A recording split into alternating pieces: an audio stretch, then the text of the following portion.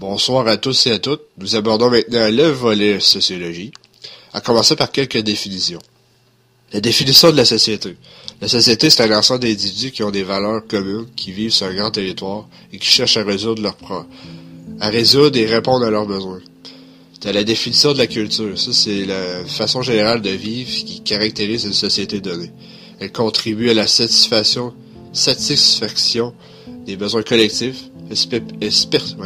Elle se perpétue d'une génération à l'autre, évolue avec la population dans laquelle on la trouve. T'as la culture et la sous-culture. Ça, c'est la façon générale de vivre dans une société intergénérationnelle qui se perpétue d'une génération à l'autre. La culture s'apprend par la socialisation. Elle est composée de valeurs sociales qui forment les normes sociales qui composent les rôles sociaux joués par les individus en société. Dans le respect apparaît dans les comportements sociaux qui sont développés par le contrôle social. T'as le modèle culturel aussi. Ça, c'est une façon idéale d'être, d'agir, de jouer son rôle social à la perfection, dans le respect des normes sociales. T'as certains individus aussi qui symbolisent ces modèles. T'as la culture populaire puis la culture de masse. Elle est ce qui circule traditionnellement dans la population. Mettons l'alimentation, la religion, les festivals, les défilés. T'as un exemple aussi de sous-culture, t'as les marginaux. Ceux autres, ils sont différents de la majorité, donc ont un autre mode de vie. Mettons les Amish aux États-Unis. Voyons voir maintenant la perspective sociologique. L'histoire, c'est de comprendre la réalité humaine sous un angle social. Ses principales caractéristiques, t'as la globalité. Ça, c'est la sociologie qui procède à une analyse globale de la société. T'as l'explication. Le but premier de la sociologie est d'expliquer un phénomène et non pas de seulement de l'écrire. Pourquoi telle et telle chose évolue ainsi? Pourquoi le facteur ressort le plus? T'as la connaissance, ça c'est le but de la sociologie, c'est la connaissance et non l'action. Le sociologue n'est pas, par exemple, un travailleur social qui intervient sur le terrain. On observe et on interprète qu'on ne peut pas comprendre en influençant qui modifie les résultats d'une recherche. T'as un groupe social, qui pose une action commune. Le sociologue observe le groupe et non l'individu, comme le psychologue le ferait. Socioculturel, religion, groupe ethnique, comportement, etc. T'as un phénomène social. Ça, les phénomènes sociaux, c'est une réalité observable qui touche la majorité de la population. T'as le capital social. Ça, le capital social, ça représente l'ensemble des personnes significatives que côtoie un individu. Il s'agit de son réseau de connaissances qui peut le mobiliser pour se trouver un emploi ou tout simplement organiser une fête. Voyons voir maintenant les bases de la sociologie avec les théories de la sociologie. Il y a 3 grandes théories en sociologie. Premièrement, t'as la théorie des classes sociales. Ça, c'est le marxisme. Selon l'approche marxiste, les classes sociales sont des individus dont la position est déterminée par la place qu'ils occupent dans la production. Les classes sociales sont basées sur la production de biens et services. C'est la principale activité entre les humains.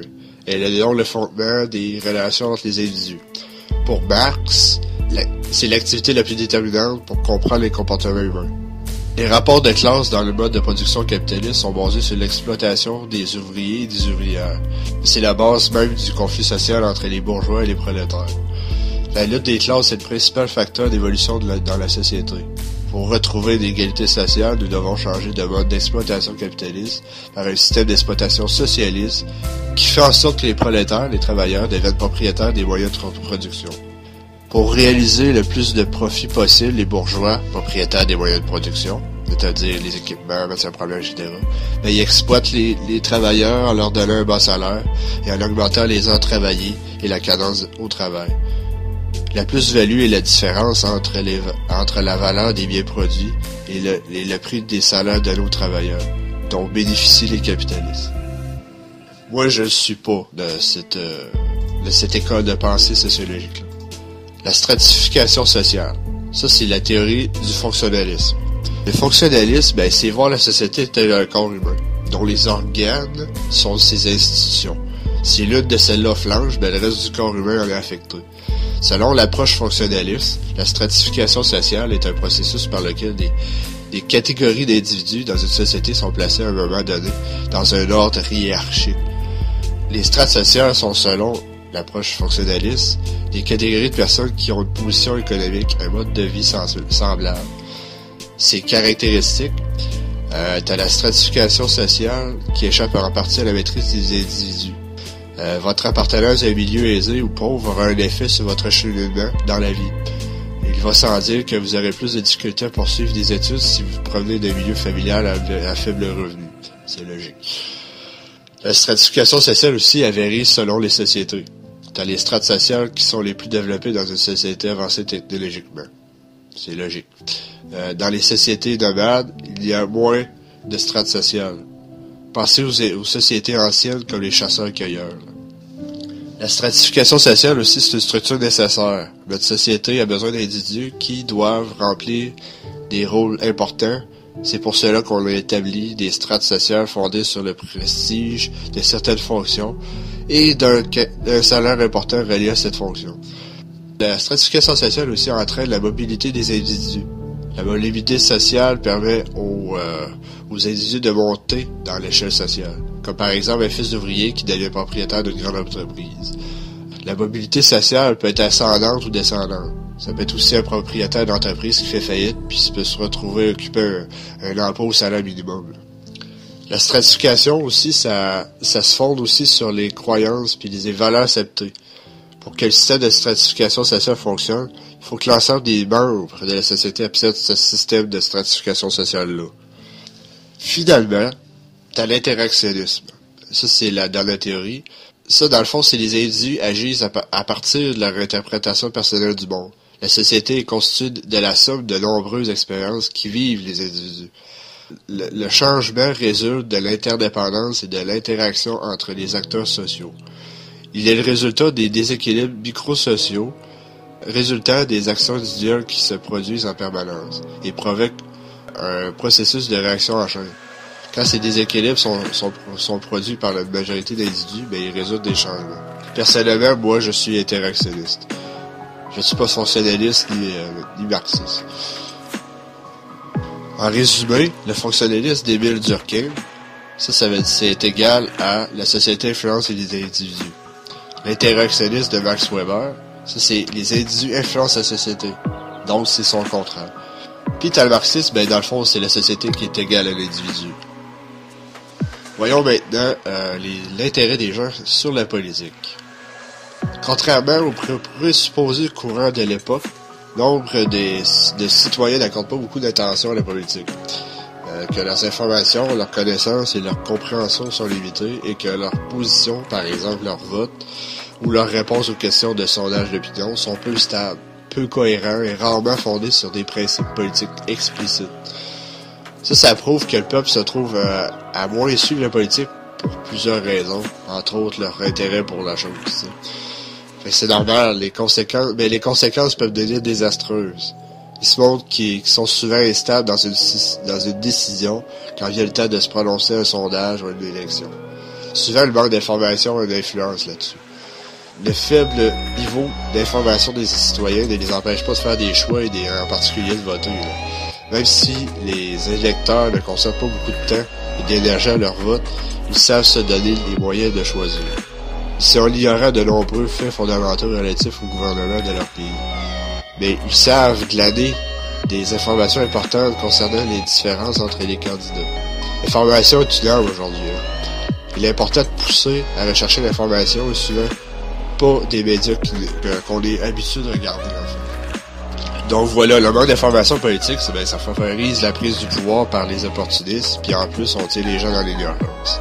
Comme Chomsky puis Mac Chesney ont dit, dans la mesure où le marché encourage l'expression de nos pires traits de caractère, autrement dit, l'égoïsme et la cupidité, au détriment de celle des meilleurs, la générosité et la compassion, il participe à coup sûr au malheur des êtres humains. C'est comme aussi le phénomène de la pensée magique. La pensée magique, ça, c'est l'expression de la désinclination normale manifestée par les adultes normaux à tirer des conclusions corrélationnelles de leur expérience, en même temps qu'une inclination universelle à rechercher des relations, des ressemblances symboliques et significatives entre les objets et les événements. Ça, en bon français, là, c'est de faire croire qu'on peut résoudre tous les problèmes avec une seule suite d'alternatives liées entre elles. Il n'y a rien qui peut garantir à 100% que cette suite de facteurs-là peuvent être effectués sans embûches, sans imprévus au cours de la route. C'est comme vendre un rêve avec la certitude qu'il peut être atteint, mais sans preuve tangible pour l'appuyer, tu sais. Il y a aussi l'humeur des gens qui jouent aussi là-dedans, là. T'as le rêve intellectuel révolutionnaire de notre tradition d'une communauté informée, consciente et raisonnante tient du mythe. Les forces qui se veulent les masses ou déplacent les électorats n'ont pas de statut réflectif. Ils ne sont pas caractérisés par leur degré de rationalité. Ils résultent au contraire et s'alimentent des perceptions tronquées, d'approximations vagues, de rhétorique creuse et d'humeur passagère. On parle ici de propagande et de révolution, là. Les révolutions même, dans leur excès de passion et de raison, tournent toujours au rêve brisé de la personne. Patiemment, les propagandes travaillent à réduire cet écart entre l'intérêt de l'individu et celui du groupe, entre les motivations de l'électeur et les formulations de l'idéologie, entre la délégation du pouvoir sur l'exercice. Ce que la propagande ne réussit pas, la contrainte s'enchère. C'est assez révélateur. Les forces réactionnaires, véhiculées principalement par l'influence de l'information médiatique, ça veut dire les journaux, télévision, radio, rend les gens automates et conditionnés de jamais se prononcer sur les enjeux qui le régissent. Malheureusement, comme expliqué, on se fait avoir, on reste aveugle, puis on fait comme si rien n'était. Il y a aussi un autre passage qui frappe fort que j'ai trouvé dans un article. C'est pas étonnant que les pays scandinaves où les politiciens sont les plus pauvres, les plus discrets, les moins corrompus, les plus compétents. Les disparités entre les femmes et les hommes n'existent pratiquement pas. Des études ont révélé que les meilleurs dirigeants sont à l'opposé des énergumènes qui sortent des urnes trafiquées ou honnêtes. C'est-à-dire loin de l'égoïsme, du narcissisme, du motu-vu, du leader charismatique. Enfin, les traits dits virils. C'est étrange qu'on vante continuellement les pays scandinaves et personne n'a assez de courage et de cohérence pour suivre les modèles. Pourquoi? Parce que, les partis politiques ne veulent pas déplaire leur base électorale. Puis deux, on n'a pas assez de courage comme société pour se donner un risque essentiel à nous enrichir socialement et économiquement. Merci d'avoir écouté cette vidéo. À la prochaine pour davantage d'informations sociologiques.